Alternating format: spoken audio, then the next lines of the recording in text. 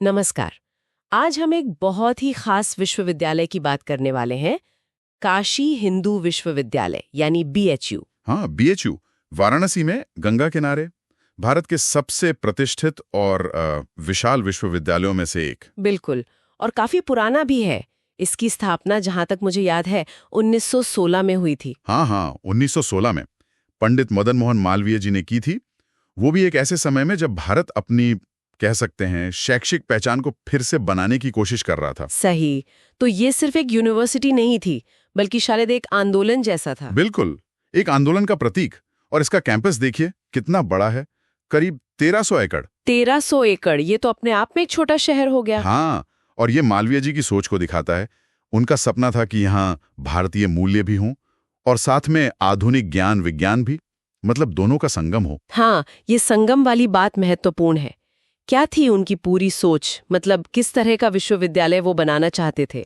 देखिए, वो चाहते थे कि ज्ञान के हर क्षेत्र में ये विश्वविद्यालय आगे हो, चाहे वो प्राचीन भारतीय शास्त्र हो या दर्शन हो या फिर आधुनिक विज्ञान, इंजीनियरिंग, चिकित्सा, सब कुछ। अच्छा, इसीलिए यहाँ इतनी वैरायटी दिखती है, अलग अलग संकाय हैं। बिल्कुल, कला संकाय है, विज्ञान है, लॉ यानी विधि संकाय है, और हाँ, चिकित्सा विज्ञान संस्थान IMS BHU जिसे कहते हैं। IMS PHU, हाँ, और उससे जुड़ा सर सुंदरलाल अस्पताल भी तो है। जी हाँ, वो भी यही है।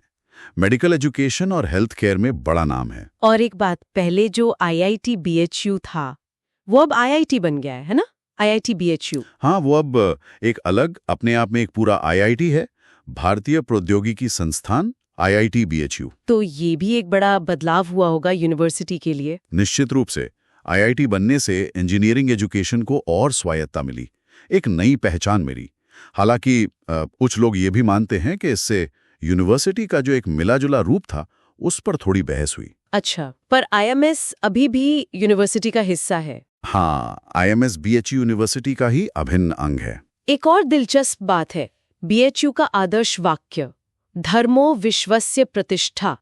इसका क्या मतलब है? अक्सर लोग इसे धर्म शासन का आधार है ऐसा कुछ समझते हैं। हाँ, ये थोड़ा गहरा सूत्र है। यहाँ धर्म का मतलब सिर्फ पूजा पाठ या रिलीजन से नहीं है।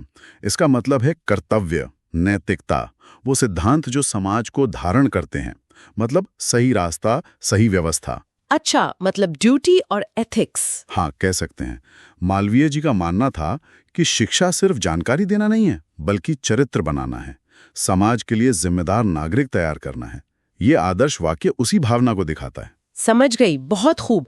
अच्छा, अब ये बताइए कि इतने बड़े संस्थान में इतने सारे कोर्सेज में एडमिशन कैसे होता है? प्रक्रिया क्या है? हाँ, प्रक्रिया अब काफी हद तक स्टैंडर्डाइज्ड हो गई है। जैसे अंडर ग्रेजुएट कोर्सेज के लिए, मतलब BA, BSc, BCom वगैरह के लिए कॉमन यूनिवर्सिटी एंट्रेंस टेस्ट होता है, CUET UG। CUET UG, ठीक है। और पोस्ट ग्रेजुएट के लिए? पोस्ट ग्रेजुएट यानी मास्टर्स वगैरह के लिए CUT PG होता है। अच्छा, और मेडिकल इंजीनियरिंग? मेडिकल में MBBS या BDS के लिए तो नीट देना होता है, जो नेशनल लेवल पे होता है। और IIT BHU में इंजीनियरिंग के लिए JEE एडवांस का स्कोर दिखा जाता है। तो मतलब पूरे देश से स्टूडेंट्स इन परीक्षाओं के जरिए यहाँ आ सकते हैं? बिल्कुल बिल्कुल। CUET जैसी परीक्षाओं से पहुंच तो बढ़ी ही है। भारत के किसी भी कोने से छात्र अप्लाई कर सकते हैं।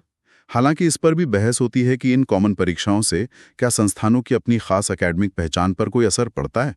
पर कोर्सेज की रेंज देखिए, कमाल की है। हाँ, वो तो है। क्या क्या है मुख्य तौर पर? अरे बहुत कुछ है। BA, BSc, BCom तो है ही, फिर MA, MSc, MBA, LLB है, मेडिकल में MBBS, BDS है, इंजीनियरिंग में BTech, MTech, और फिर PhD तो है ही लगभग हर विषय में। सही में हर किसी के लिए कुछ ना कुछ है यहाँ। हाँ, इसीलिए ये भारत के सबसे महत्वपूर्ण शैक्षिक केंद्रों में से एक बना हुआ है। तो कुल मिलाकर देखें तो BHU सिर्फ एक ऐतिहासिक धरोहर नहीं है, ये आज भी एक वाइब्रेंट महत्वपूर्ण जगह है जहां परंपरा और आधुनिकता साथ साथ चलते हैं। बिल्कुल सही कहा। एक ऐसी जगह जहां इतिहास महसूस होता है और भविष्य भी बनता दिखता है। ज्ञान का एक बड़ा केंद्र। और जाते जाते एक सवाल शायद सोचने के लिए छोड़ सकते हैं हम। हाँ, जरूर। कि आज का जो ये बदलता हुआ माहौल है पूरी दुनिया में, उसमें BHU जैसे संस्थान के लिए अपने आदर्श वाक्य धर्मो विश्वस्य प्रतिष्ठा को आज के समय में प्रासंगिक बनाए रखने की क्या मायने हैं, क्या चुनौतियां हैं और क्या अवसर हो सकते हैं। ये वाकई सोचने वाली बात है।